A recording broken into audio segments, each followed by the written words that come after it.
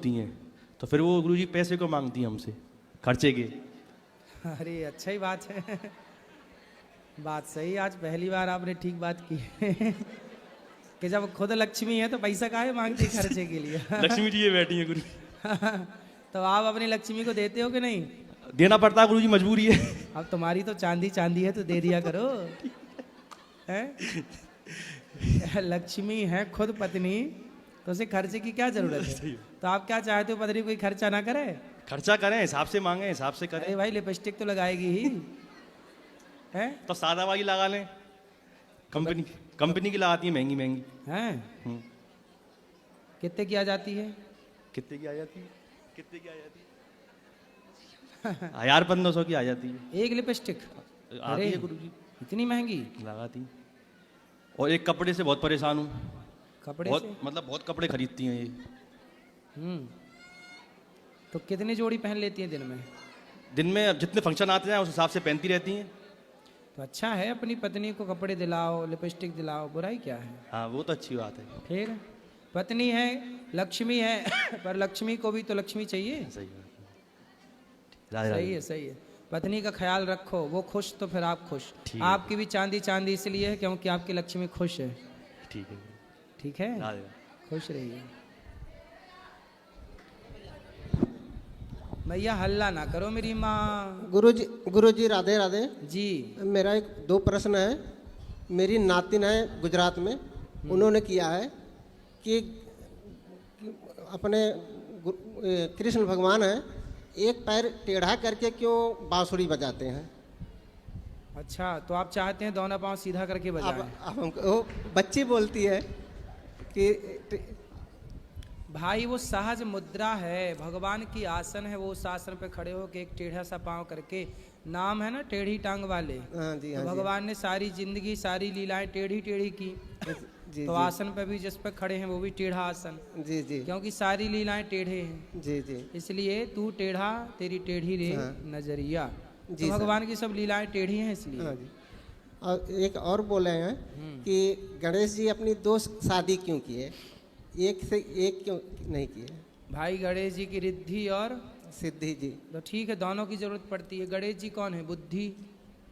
तो बुद्धि के पास, बुद्धिमान के पास रिद्धि भी होती है और सिद्धि भी होती है। जी सर जी।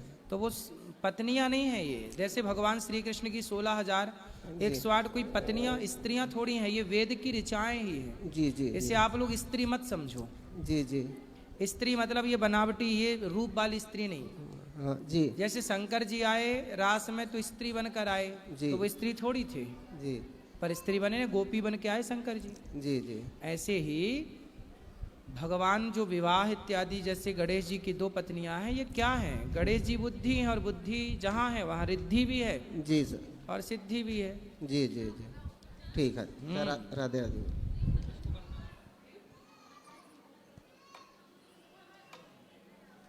हाँ गुरुजी, आपके पवित्र चरणों में राधे राधे। जी। गुरुजी, मैं अदम आज धन्य हो गई आपके दर्शन करके। बताओ। शुरू में मैं जो प्रश्न मेरा ये है गुरुजी कि 25 साल जो है पति के साथ में, अब वो चले गए लेकिन निरंकारी सत्संग में रही।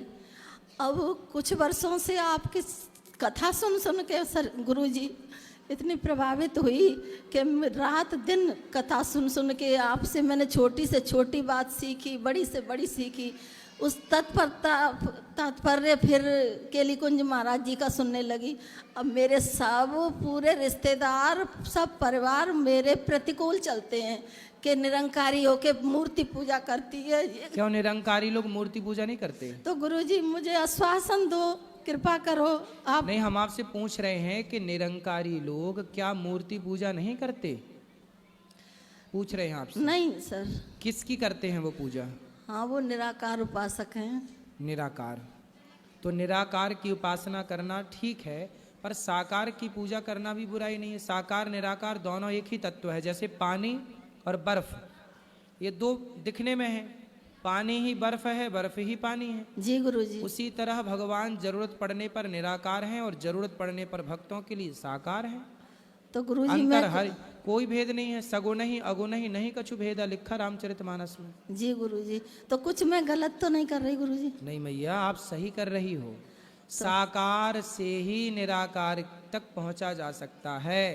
प्रहलाद के ऊपर जब संकट आया तो प्रहलाद के ऊपर कृपा करने के लिए भगवान नरसिंह जो आए तो निराकार रूप में आए कि साकार रूप में आए? साकार में आए। फिर तो भक्तों पर कृपा करने जब जब भगवान आए हैं तो साकार रूप में ही तो आए हैं।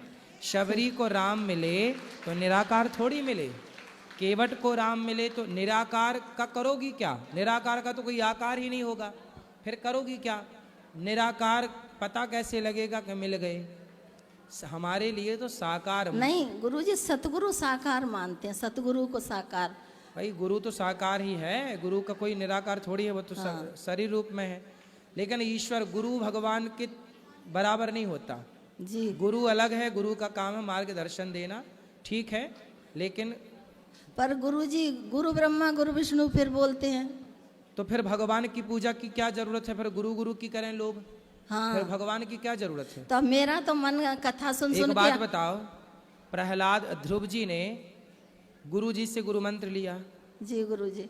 और ध्रुव जी ने गुरु मंत्र लेके किसका भजन किया? ध्रुव जी ने भगवान का गुरु मंत्र का ही जाप किया। हाँ, तो उन्हें कौन मिले बाद में? भगवान मिले। भगवान साकार मिले। हाँ, तो भगवान मिले ना, तो गुरु माध्यम है ईश्वर तक पहुंचाने का।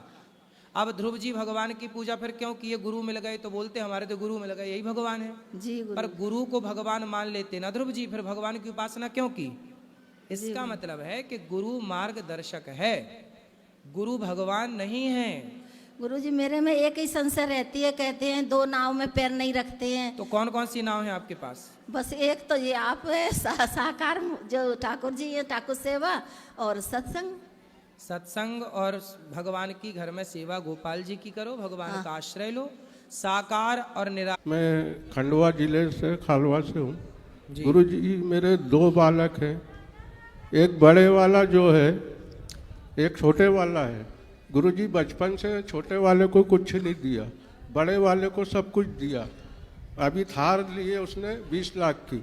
उसके बाद गुरुदेव वो हम दोनों माँ बाप को जो है बहुत खतरनाक तरीके से प्रताड़ित करता है, यहाँ तक कि हमले भी करता है और ये भी बोलता है कि तुमने मेरे